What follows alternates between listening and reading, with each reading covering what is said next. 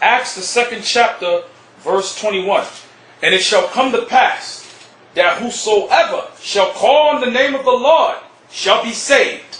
Read on. Ye men of Israel, hear these words. Israel, Israel, Israel, all throughout the scriptures. Go back to John 3:16 and read that from the top. For God Of Israel. so loved The Israelites the world of Israel. that he gave his only begotten Son, To Israel that whosoever of the Israelites. believeth in him Read on. should not perish, but have everlasting life. Did we not read about the everlasting life in Isaiah 45:17? Let's go back and let's read it again. Let's read about the everlasting life again. Who was it promised to? It was promised to the nation of Israel. And the prophet Isaiah mentioned that. Isaiah 45, verse 17. And then we're going to go to the book of Daniel, the 7th chapter. Isaiah 45:17. Read. But Israel shall be saved in the Lord with an everlasting Can we salvation. just read the word everlasting in John 3:16? That whosoever believeth on him should not perish but have everlasting life. Read Isaiah 45 and 17 again. Isaiah 45 verse 17. But Israel shall be saved in the Lord with an everlasting salvation. What type of salvation? With an everlasting salvation. That's what John was talking about in John 3:16. The everlasting life was promised to Israel, not everybody. Read. Is that it on that? Yet shall not be ashamed nor confounded world without And end. Israel is not going to be ashamed or confounded because we are the world without end. Okay? So now, from there, go to the book of Matthew 25. Matthew 25, is it 31? Yeah. Matthew 25, verse 31. Matthew 25 verse 31. Matter of fact, hold that scripture and get the book of Daniel, the 7th chapter. Daniel 7, and I want verse 27. Daniel 7:27. And the kingdom Read on. and dominion. The kingdom is talking about the kingdom of heaven. Dominion is talking about the rulership of the kingdom of heaven. Read on. And the greatness of the And kingdom the greatness of the kingdom. Read on. under the whole heaven The whole heaven, meaning every land and everything that's on this earth. Read on. shall be given to the people of the saints of the Most High. So the Christians will read that like, see, it says the saints. That's talking about anybody. So let's cut that real quick. Go to Psalms. Let's go to the book of Psalms. Okay. Psalms 148, verse 14. Read Psalms 148 verse 14. He also exalteth the horn of his people, Read on. the praise of all his saints, Who are his saints? Read on. even of the children of Who are Israel, the saints? even of the children of Read Israel, on.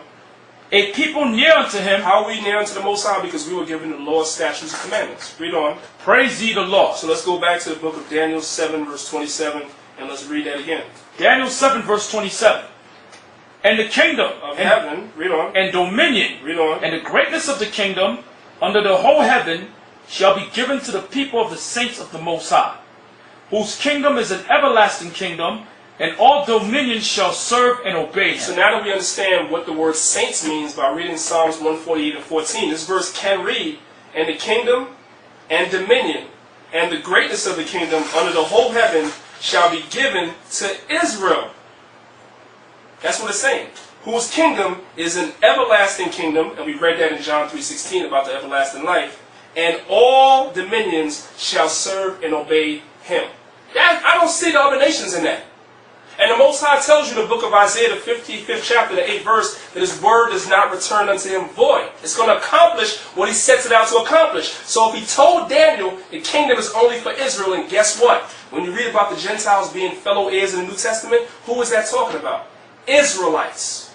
Not because I say so, but because the scriptures say so. So let's go back to John 3:16. Let's read that one last time. John 3 verse 16. Read. For God so loved the world that he gave his only begotten Son, Read on. that whosoever believeth in him should not perish, but have everlasting life. And all of that is talking about the nation of Israel and not everybody. So the scriptures are real plain about who the Most High came to save, who Christ came to save, so forth and so on. And it's not dealing with the other nations. You understand that? Now from there, let's go to the book of Daniel, the 2nd chapter, and I believe it's the 42nd verse. And let's read that.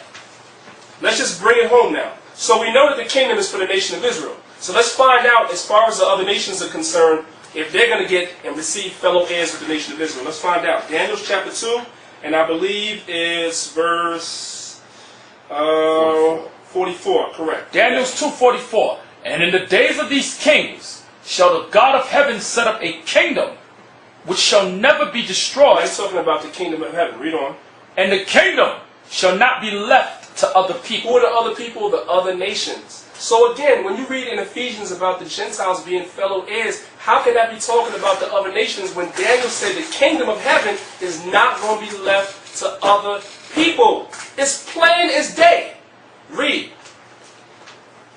And the kingdom shall not be left to other people, Read. but it shall break in pieces and consume all these kingdoms, and it shall stand forever. And the kingdom of heaven, which is going to be ruled by Christ, and underneath Christ, the 12 apostles, then the 144,000 in the nation of Israel, and we're going to rule the nation forever. Forever. And we're going to have all nations under us serving and obeying us. You understand that? Are the other nations, after their captivity, going to receive their lands back? The answer to that question is yes. But the other nations cannot just go back into their lands as soon as Christ comes back. See, first of all, there's payback that has to be done. Second of all, we got to beat all the bullshit, all the lies, all the false philosophies, all the gods out of these other nations. It's going to take 1,000 years of us kicking their ass to get the Muslims to stop believing in Allah. Okay? To get the Chinese to stop believing in Buddha.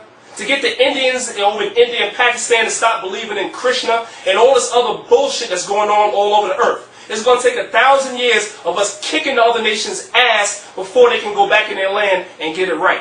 You understand that? Give me Revelations 13, verse 9 and 10. Because there got to be some payback, man.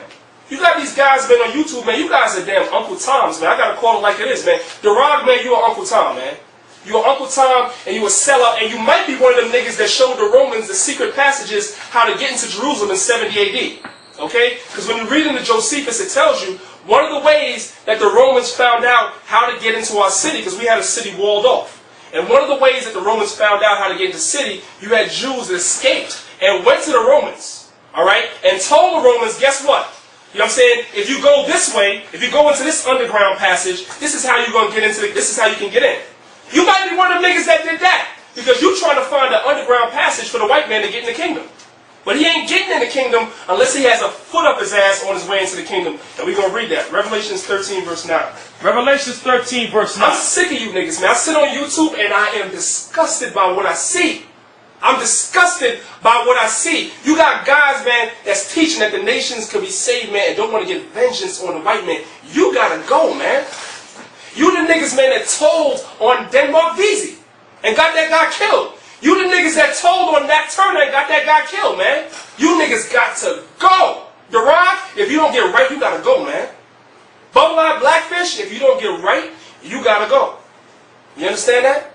Baptizing some crackers, man, in some dirty water like the priest bum lawyer said. We want to baptize some white men too. We want to put them underwater and they're not going to come back up alive. They're going to stay under the water until they drown. You understand that? Read. Revelations 13, verse 9. Come on. If any man have an ear, let him hear. Read. He that leadeth into captivity shall go into captivity. Heard that, man? The so-called white man's going to get a foot up his ass. This is the future of the white man right here. A size 12 shoe up your red ass. Read. He that leadeth into captivity shall go into captivity. There's no ifs, ands, or buts, maybes, probablys. He that leadeth into captivity is going into captivity. Read. He that killeth with the sword. And the white man's killing our people with the sword every day. The modern day sword is the gun, man. Every time you open up the paper, I'm talking about here in New York City, and I can just imagine all over the country. Every time you turn on the news or open up the paper, the police are so-called killing an innocent person by accident. I shot him because I thought he had a gun. Or I shot him because he had a knife. Or I shot him because this. Or I shot him because he had a brush in his hand. Or he had a blow dryer in his hand or some other bullshit.